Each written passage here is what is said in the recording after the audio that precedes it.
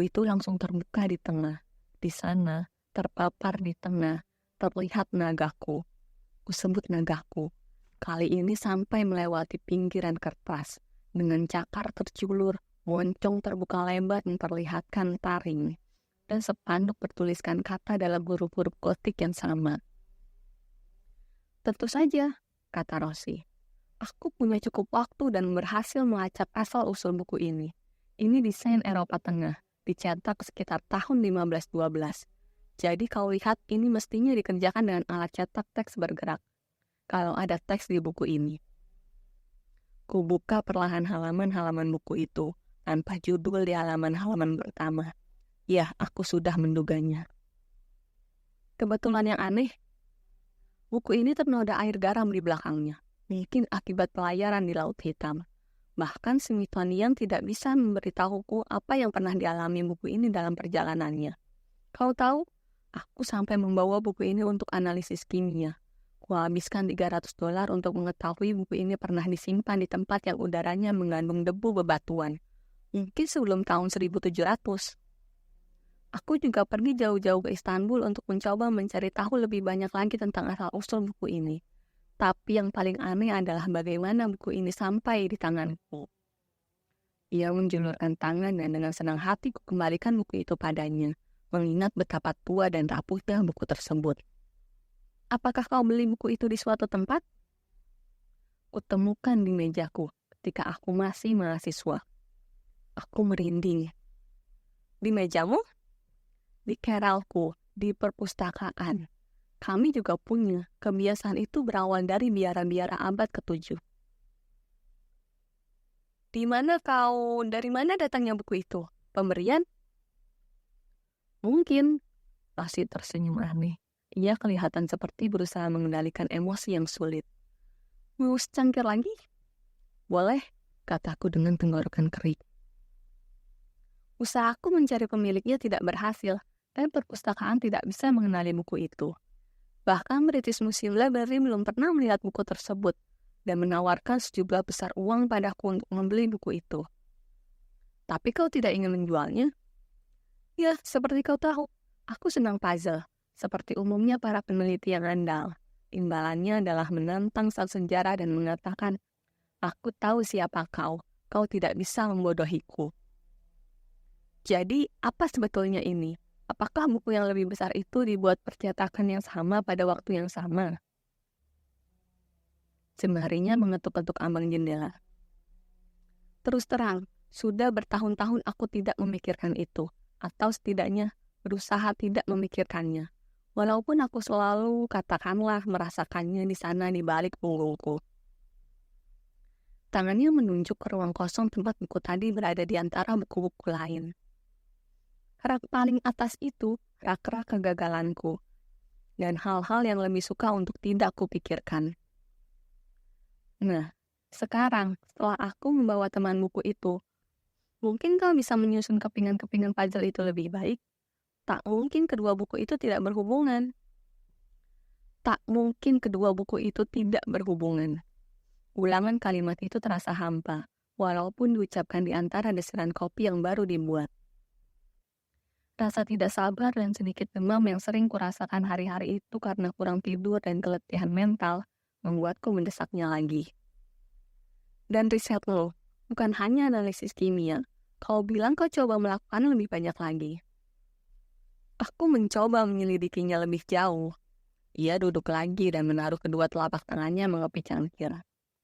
Rasanya aku berutang lebih daripada sekedar cerita padamu, katanya perlahan. Mungkin aku berutang semacam permintaan maaf. Kau akan tahu sebabnya. Walaupun aku tidak pernah secara sadar mengharapkan warisan semacam itu bagi muridku yang manapun. Atau setidaknya bagi sebagian besar muridku. Ia tersenyum. Ramah tapi sedih, pikirku. Kau pernah dengar tentang Pertipis penyulat? Ya, Dracula. Bangsawan di Karpatian yang juga dikenal dengan nama Bela Lugosi. Betul, yang itu. Atau salah seorang dari mereka. Mereka keluarga dengan silsilah panjang sebelum anggota mereka yang paling tidak menyenangkan berkuasa. Apakah kau mampir mencari informasi waktu keluar dari perpustakaan? Ya, pertanda buruk.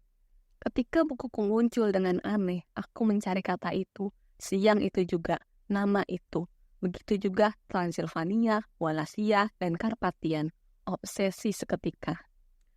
Aku bertanya-tanya apakah ini pujian terselubung. Rosi senang mendorong murid-muridnya bekerja sekeras mungkin, tapi ku biarkan berlalu, takut menilai ceritanya dengan komentar-komentar yang tidak berhubungan.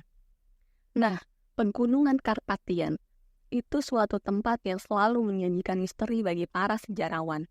Salah seorang murid Occam pergi ke sana, naik keledai, mungkin.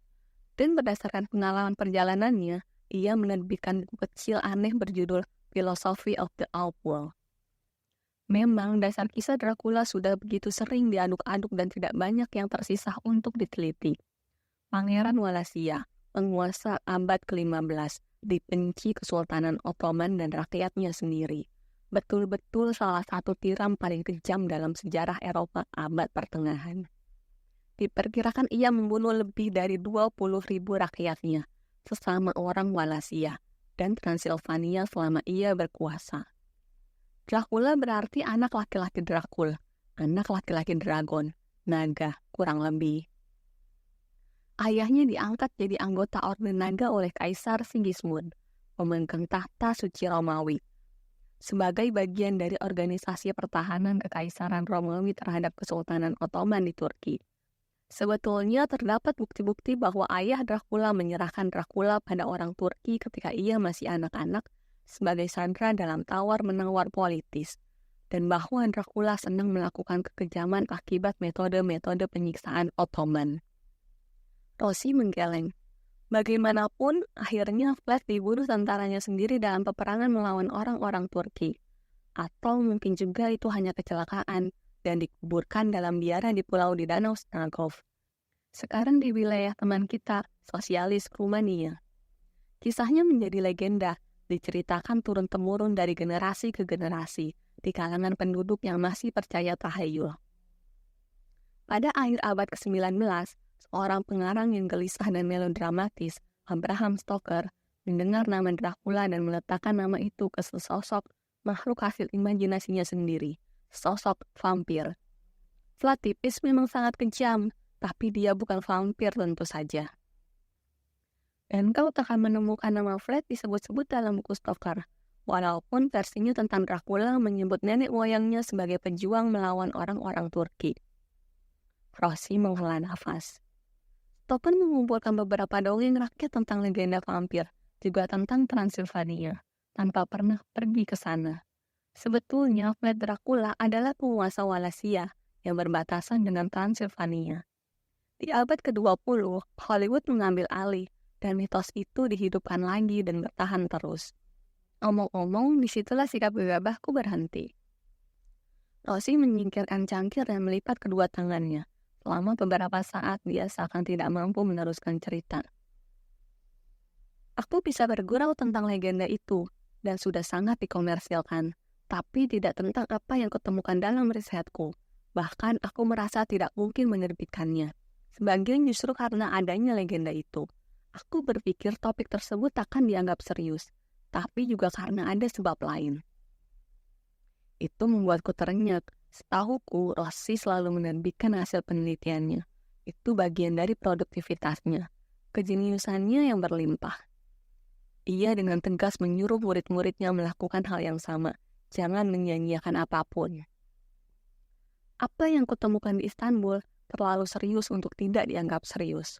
Mungkin aku salah karena menyimpan informasi-informasi ini. Sejujurnya bisa kukatakan untuk diriku sendiri. Tapi semua orang punya tahayul masing-masing, dan tahayulku adalah tahayul sejarawan. Aku takut. Aku menatapnya sementara ia menghela nafas panjang, seakan enggan meneruskan. Kau tahu, Vlad Dracula selalu dipelajari dari arsip-arsip Eropa Tengah dan Eropa Timur, atau paling banyak di daerahnya sendiri. Tapi dia memulai karirnya sebagai pembunuh orang-orang Turki, dan aku mendapati bahwa ternyata tidak seorang pun pernah mencari bahan-bahan mengenai legenda Dracula dari dunia Ottoman. Itu yang membuatku pergi ke Istanbul, penyimpangan yang kurahasiakan waktu aku melakukan riset mengenai ekonomi Yunani purba. Omong-omong, hasil risetku tentang Yunani itu kuterbitkan habis-habisan. Sesaat ia terdiam, memandang ke arah jendela. Dan rasanya aku harus menceritakan padamu langsung dan apa adanya. Apa yang kutemukan di Istanbul dan tidak ingin kupikirkan setelahnya. Bagaimanapun, kau mewarisi salah satu buku luar biasa ini. Ia menaruh tangannya dengan muram di atas kedua buku tersebut. Kalau aku tidak menceritakan sendiri semua ini padamu, mungkin kau hanya akan mengulangi langkah-langkahku, barangkali dengan risiko yang lebih besar. Ia tersenyum sedikit. Setidaknya aku bisa membantumu menghemat sebagian dana riset. Aku ingin berdecak, tapi suaraku tersangkut di tenggorokan. Kemana arah pembicaraannya? Sempat terpikir olehku, mungkin aku telah menganggap enteng rasa humor pembimbingku ini. Mungkin ini nantinya ternyata hanya rekayasanya untuk mempermainkan diriku. Mungkin dia memang punya 2 versi buku seram itu di perpustakaannya, dan menaruh salah satu di antaranya di meja belajarku. Tahu pasti aku akan membawa buku itu padanya. Dan aku masuk ke perangkapnya bagaikan orang tolol. Tapi, disinari cahaya lampu di atas mejanya, tiba-tiba ia terlihat kelabu di akhir hari seperti ini. Janggutnya mulai terlihat.